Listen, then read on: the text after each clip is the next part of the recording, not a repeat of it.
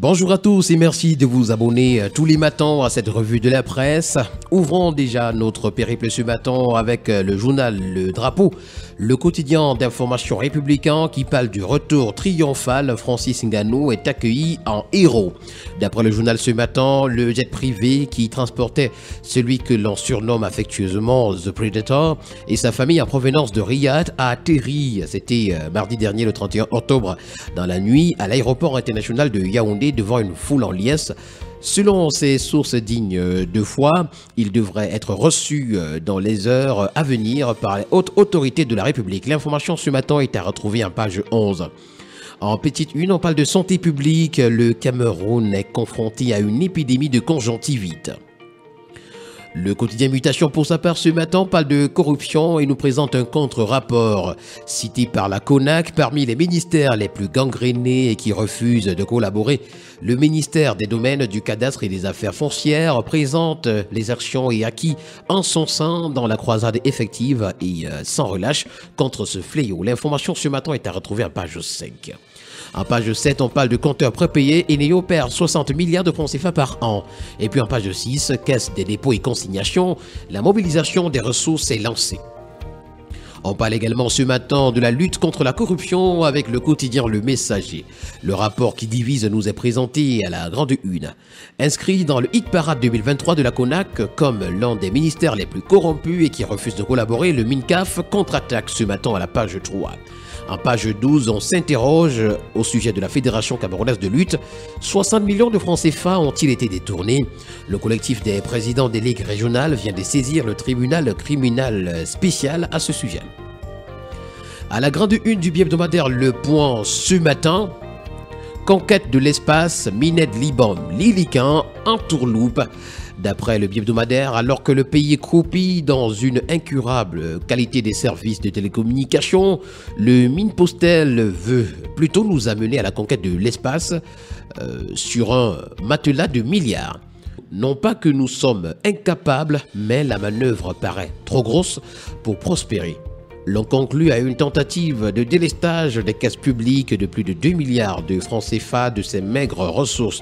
L'information ce matin, vous l'aurez en parcourant les colonnes du bi-hebdomadaire Le Point. Le quotidien Vert Émergence pour sa part s'intéresse à la lutte contre le blanchiment d'argent et nous présente pourquoi Paul Biya a cédé à la pression de Gafi. SDF en petite une, que peut changer Joshua Oshi? Et puis filière coton, le Cameroun veut accroître sa production à 600 000 tonnes d'ici 2030.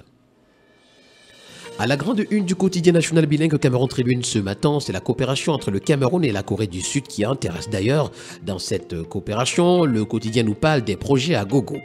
Le premier ministre sud-coréen Han Duck-soo a été reçu hier après-midi au palais de l'Unité par le président de la République Paul Biya.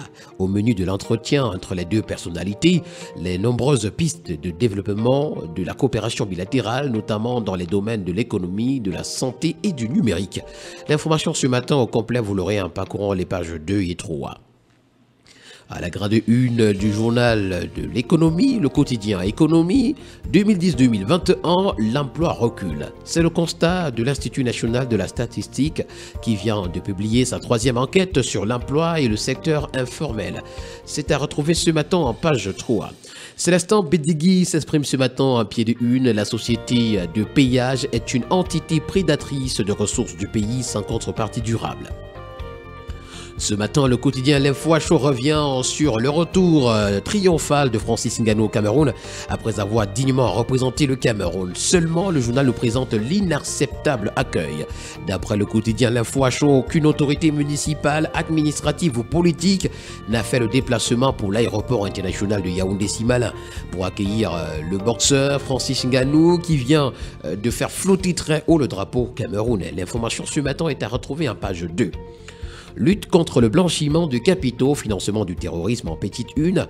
L'intégralité du décret organisant le comité de coordination nous est présenté ce matin des pages 5 à 9. Et puis s'agissant de la baguette du pain, le prix passe de 150 à 135 francs CFA. Ce matin, avec le journal The Politics Hebdo, on parle du SDF et d'une victoire à la Pyrrhus. L'impossible réconciliation et l'exclamation que nous présente à sa page de présentation le journal The Politics. Pour la première fois depuis sa création, le SDF tient son second chairman. Joshua Oshie a été élu sans surprise, nouveau chairman. La fracture semble irréversible. Jean-Michel Nietzsche a lancé son parti, le FCC, à la veille du congrès du SDF. Certains cadres ont pris leur distance avec le SDF depuis. Le dossier de la rédaction nous est proposé ce matin des pages 4 à 7. Le bi-hebdomadaire Le Financier d'Afrique, ce matin, parle de foire commerciale et surtout de l'ouverture officielle de la FIAC ce jour à Douala. La deuxième édition de cette rencontre des affaires et du commerce rassemble plus de 500 entreprises à l'explanade du stade omnisport de Bépanda à Douala. Outre les administrations publiques et les collectivités territoriales décentralisées, les banques, les assurances et diverses enseignes commerciales sont représentées à cette foire. Partenariat en petite une, le contrat de déshérence entre Alliance Cameroun et la SEDEC nous est présenté. Amélioration des services, Banque Atlantique Cameroun dans la démarche qualité et puis télécommunication, 812 km de fibres optiques rétrocédées à la Camtel. Le journal Repère, dans sa parution de ce matin, s'intéresse à la régie du terminal à conteneurs et nous parle du renouvellement tous azimuts des équipements. En petit une, on parle de la bourse anglaise, Francis Ngannou renverse Tyson Fury et puis SDF, la victoire contestée de Joshua Oshie nous est également présentée. Le magazine Cameroun Business Today, dans sa parution de ce matin, parle de finances criminelles et nous présente la contre-attaque. Le chef de l'État a créé le 30 octobre dernier un comité de coordination des politiques de lutte contre le blanchiment des capitaux, le financement du terrorisme et la prolifération des armes de destruction massive.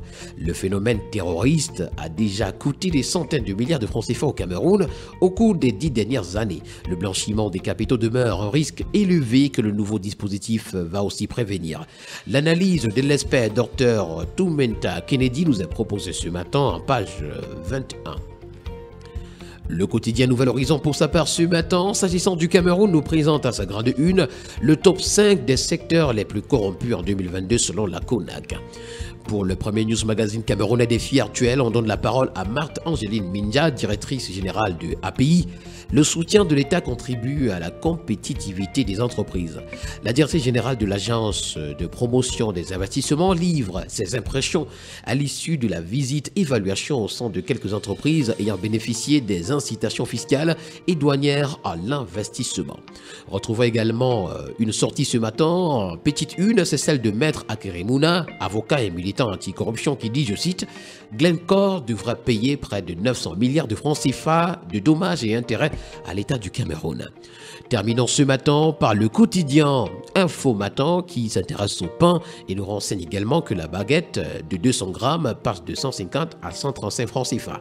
La bonne nouvelle est le résultat de la fructueuse concertation hier à Yaoundé entre le ministre du Commerce et le syndicat patronal des boulangers du Cameroun.